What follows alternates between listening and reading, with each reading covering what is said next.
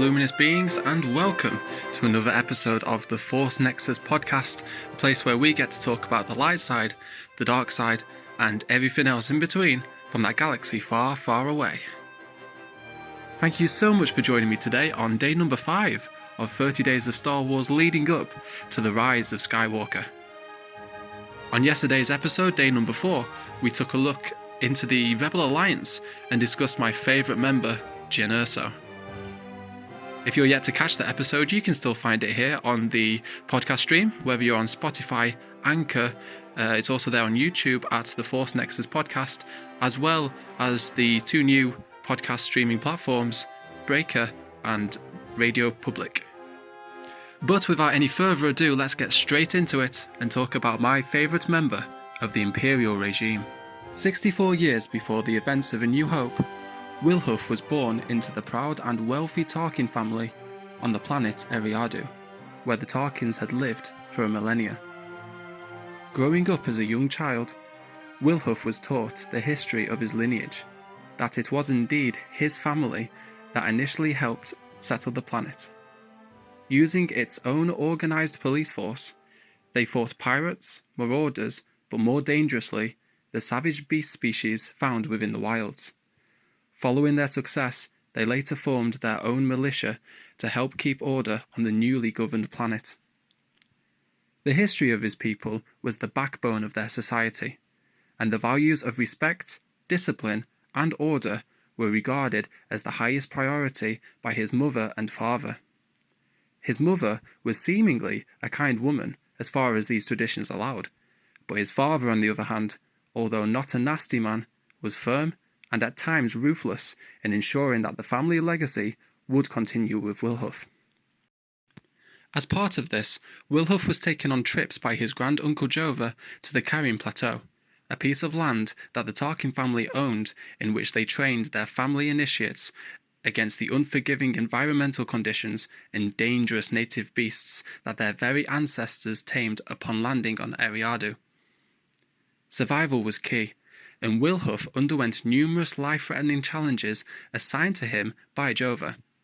Before starting, Jova would say something that would stick with him growing up. As he outfitted himself before setting out on his ordeal, Jova looked at his clothing and remarked, "It'll look even better with blood on it." At the age of 16, Wilhuff had survived all that the wilds had thrown at him, and it was decided that he had indeed passed his trials. He then moved on to space combat training with his family, where the lessons he learned on the planet's surface would make for ruthless and effective tactical advantages. He went on to join the Outland Region's security force, which was assigned to protect Eriadu and the surrounding region against pirates and marauders. His reputation grew within the security force after decoding a marauder's raiding pattern on supply ships, capturing the leader's ship, and setting it on a non-divertible route to the system's sun, with its crew inside. Leaving the comm channels operational on the ship, Tarkin would have any would-be rescuers destroyed as they attempted to help their leader from her inevitable destruction. Following his time at the Force, he would go on to attend the Sullust Sector Spacefarers Academy to join the Judicial Department's forces, where he caught the eye of Naboo Senator at the time, Sheev Palpatine. Noticing the young man's talent, Palpatine offered his help in gaining his admission into the Republic's forces, but also urged Tarkin to seek a career in politics. Set on joining the Republic, Tarkin accepted the Senator's offer, but politely declined the notion of politics. That was until he undertook a mission alongside the Jedi. His commanding officer disobeyed Jedi orders and set them down a marching path that led them through the ruthless environment of the planet they were on. Using the teachings from the Carrion Plateau, Tarkin saved the lives of his fellow judicials, including his commanding officer, using his training as a child, and was later credited with the skills and leadership that an effective squad needs. Seeing the flaws in the current leadership, he accepted Palpatine's previous offer and began his career in politics as governor of his homeworld, Eriadu. There came a point during his time as governor where he was approached by Count Dooku, and was asked to join him in the war against the Republic. Tarkin refused out of loyalty to Palpatine, which pleased Sheev in return, as it was actually that, a test in loyalty, as the order came from Darth Sidious himself. The start of the Clone Wars saw Tarkin leave his role of governor to serve as fleet captain under the Jedi Master Evan Peel. Whilst undertaking a mission to secure an important hyperspace route for the war, Tarkin, Peel, and many clones in the fleet were imprisoned and taken to the volcanic planet Lola Seu. There awaited their destination, the Citadel, a prison designed to hold renegade Jedi built hundreds of years ago. Before their capture, Peel and Tarkin had each memorized information regarding the hyperspace lanes before wiping all information from their ships. As a result of this, they were repeatedly tortured in hopes that they would break and reveal what they knew to the Separatists. A rescue mission by Kenobi, Skywalker, Ahsoka, and several clone troopers was launched, and upon finding Peel, they had learnt that Tarkin held the other half of the information. Skywalker and his team rescued Tarkin also, and began their escape. The team had decided to split up into two groups to minimize their chances of being caught, but it wasn't unanimous. Tarkin, although happy to see Peel again, was strongly concerned about their situation, as they were still deep in hostile territory. He argued that it would be much safer for everyone if they stuck together, as their already small numbers would work in their favour. Tension was rising between Tarkin and the Jedi, and Anakin grew increasingly annoyed with him. In reply to Tarkin's comment, stating he only trusts those who take action, Anakin replied saying he only trusted those who had gratitude, and reminded him that he would still be a prisoner if Anakin hadn't saved him. Ahsoka also grew increasingly annoyed at Tarkin, as not only did he have such little faith in the Padawan, despite the claims made for her on behalf of Captain Rex, he also voiced his appreciation for the monstrous Citadel itself, praising its impenetrable and ruthless layout. Whilst Ahsoka was disgusted, Tarkin argued that their current hopeless predicament only validated his thoughts, and Anakin found himself agreeing with Tarkin's remarks. As the mission continued, and Tarkin saw Anakin's aptitude in combat, Tarkin would later reveal to Anakin that he had indeed earned his trust, but the Jedi Order had not, stating that it is their strict devotion to the Jedi Code that prevents them from doing what needs to be done in war. This explained his persistent disagreements with the Jedi throughout this plan. Skywalker agreed with Tarkin, and also remarked that, through his experience, he had found himself losing victories and retreating from defeats in order to uphold the Code. This began a foundation of respect between the two of them. That respect grew as the mission continued. Reflecting on Tarkin's remarks through the mission, Anakin mentioned to him that it's not wise to argue with Master Peel on his plans, and certainly not a good career move. Tarkin replied saying that he stands by his principles no matter what, and that his career was something not to be worried about, due to his loyalty and favour with Chancellor Palpatine. In response, Anakin informed him that he too was on strong terms with the Chancellor, which seemed to have piqued Tarkin's interest before the conversation was cut short by Kenobi. As the escape mission continued, Tarkin would go on to demonstrate some of his training from his youth, defending his rescuers whilst under attack by the Separatist forces. During the firefights, Peel found himself face to face with the beasts used to hunt them down, but fell before Ahsoka could save him. Peel entrusted the information he held to Ahsoka and told her not to reveal it to anyone other than the Council upon her return. When Ahsoka returned with Peel's body and informed them of the news, an unimpressed expression would fill Tarkin's face, but he stayed quiet, instead deciding to honour Peel's memory in the extremely short spare moment they had. Ahsoka would later go on to save Tarkin's life, as the Separatist leader launching the hunt on their escape tracked them down, proclaiming that if he can't have the information Tarkin held, then it would die with him, as he picked him up to launch him into the lava. In a rushed response, Ahsoka stabbed him in the back, and Tarkin was released. He would thank Ahsoka, but seemed more concerned with straightening his uniform back up whilst remarking that Anakin had trained her well, not making eye contact with anybody. After a final fight, the team was rescued by the fleet sent by the Council to extract them from the planet. Upon their return to Coruscant, Tarkin informed the Council that he was under strict orders to report the information to Chancellor Palpatine explicitly, whilst Ahsoka informed them that she had promised only to share the information from Peel to the Council. Yoda set out to speak with the Chancellor himself to seek a resolution to this issue. Tarkin, however, stayed behind to kindly congratulate Anakin on a job well done, where the two of them shook hands. Before leaving, he told Anakin and Obi-Wan that he wished more of the Jedi had his military sensibilities, and alluded to informing the Chancellor of his valor. Obi-Wan commented on this as Tarkin walked away, saying he doesn't know what to make of his new ally, in which Anakin responded saying that he thinks the Republic needs more people like Tarkin, that they are in a war, and if they're not willing to do what it takes to win, then they risk losing everything they try to protect. Obi, taking the flip side of this statement, expresses the war tends to distort our point of view, and that if they stray away from the code and what makes them a Jedi, they run the risk of losing their honor. Tarkin would continue to aid in important key events in the Clone Wars, including major battles as well as the trial of Ahsoka, where he demanded her to be captured and put on trial.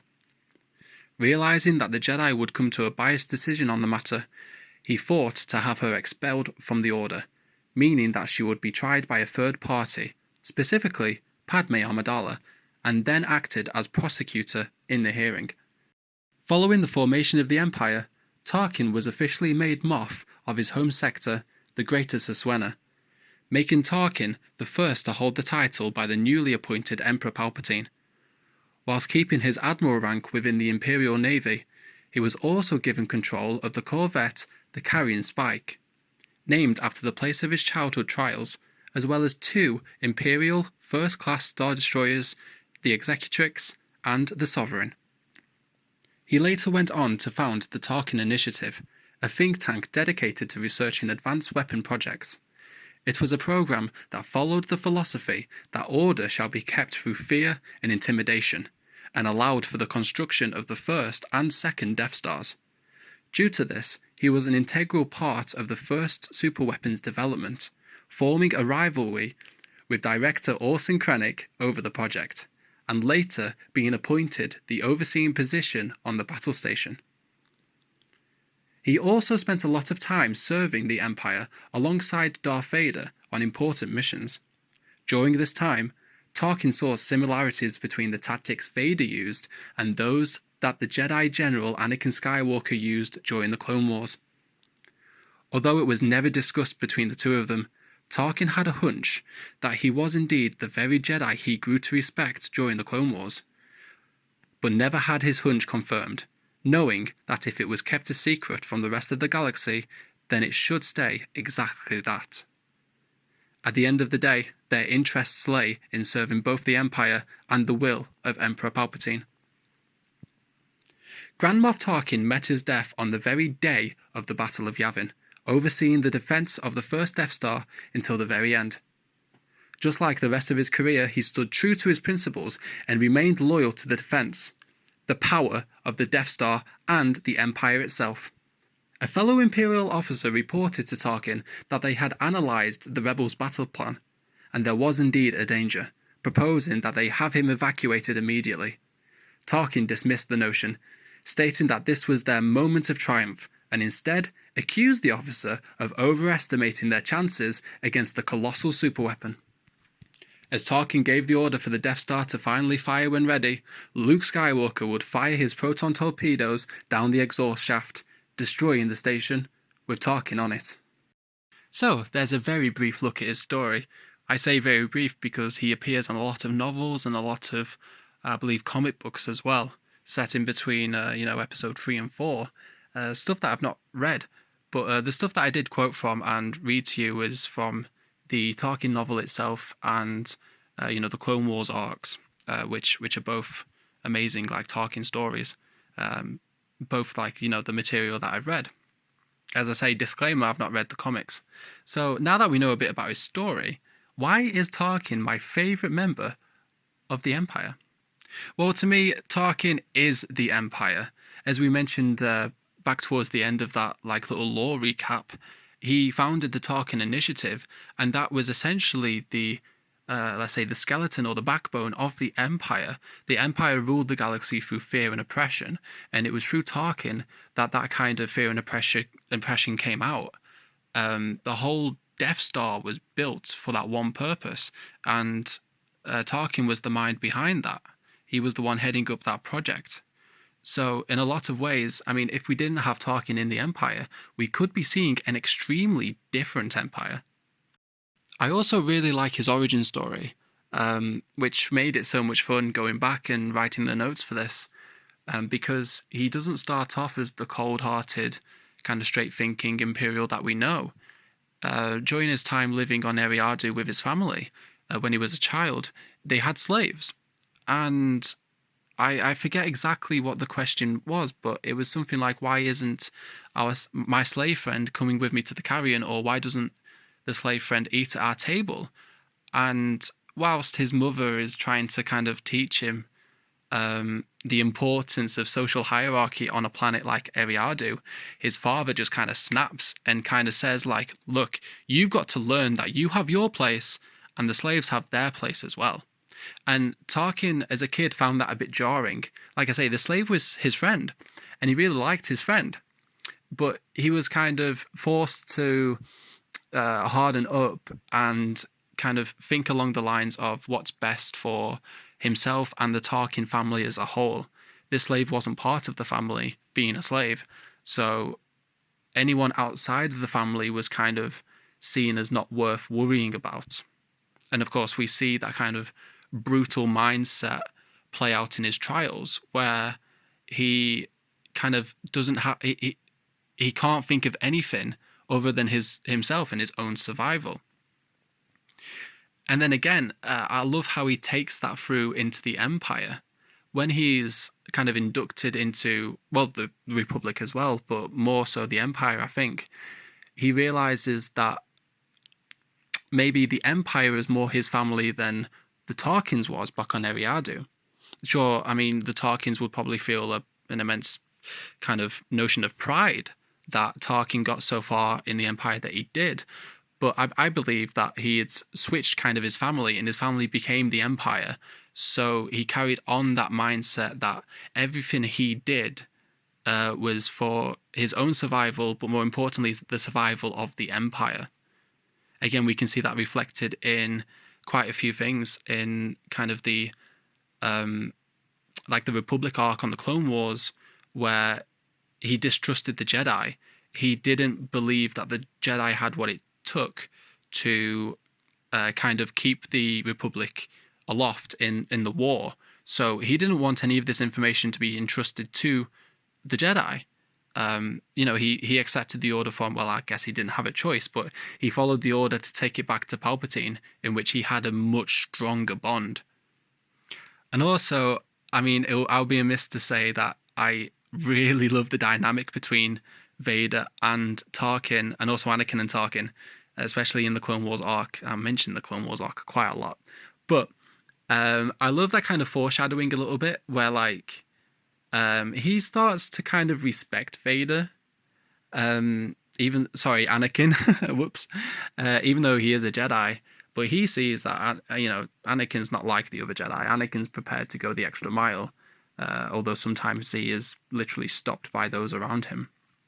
He's got a lot of respect for Anakin in that sense, and his kind of intuition and like his kind of ability to see patterns in people's tactics, which obviously would make him such an amazing tactical genius, but the fact that he sees them similarities in between the two of them.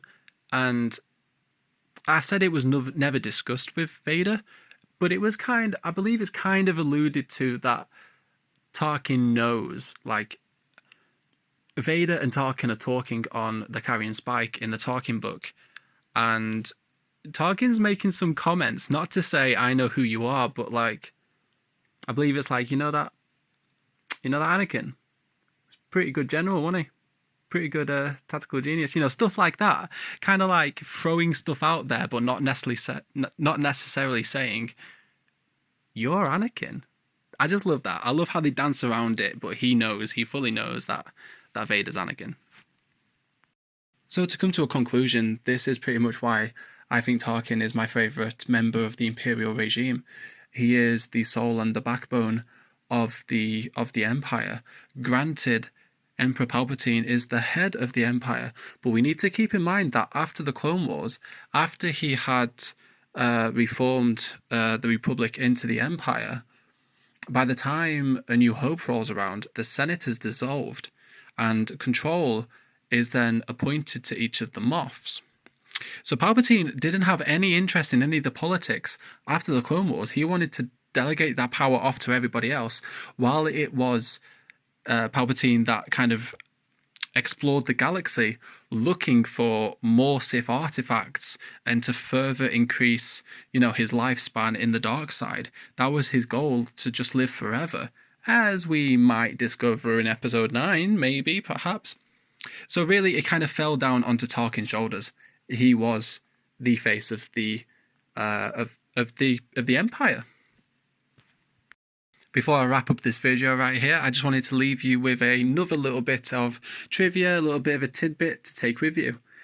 Peter Cushing, who played Grand Moff Tarkin in A New Hope, never wore shoes.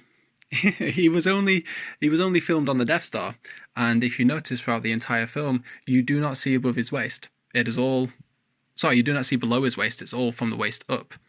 Because if you've seen Imperial boots, you'll know where he's coming from. They look like really tough wellies. But whilst he was filming on the Death Star, he refused flat out to wear these wellies, and instead he wore his comfy home slippers. And I just find that incredibly envious. Like, if you could roll up to work in your slippers, that'd be the best. And with that is number 5 in the can. Thank you so much for joining me today for my favourite member of the Imperial Regime. If you'd like to join in the discussion, head over to our Facebook, Twitter and Instagram pages at the Force Nexus and let me know, what's your favourite member of the Imperial Regime? And whilst you're there, don't forget to go ahead and follow us on the socials. You can also catch this podcast on Spotify, Anchor, Radio Public, Breaker, and also the YouTube playlist on YouTube at The Force Nexus. Also, I do hope you can join me tomorrow on day number 6 of 30 Days of Star Wars, where I'm going to switch it up a little bit again and talk about my favourite alien races. Instead of just kind of one talking point, I'm going to pick a couple, or maybe 2 or 3, and kind of explain why I find them so interesting, look into a little bit of world building, because that's one of the reasons I really love Star Wars. And, these different alien races are all a part of that. So again, thank you so much for joining me today, and until next time, you luminous beings, may the Force be with you all, always.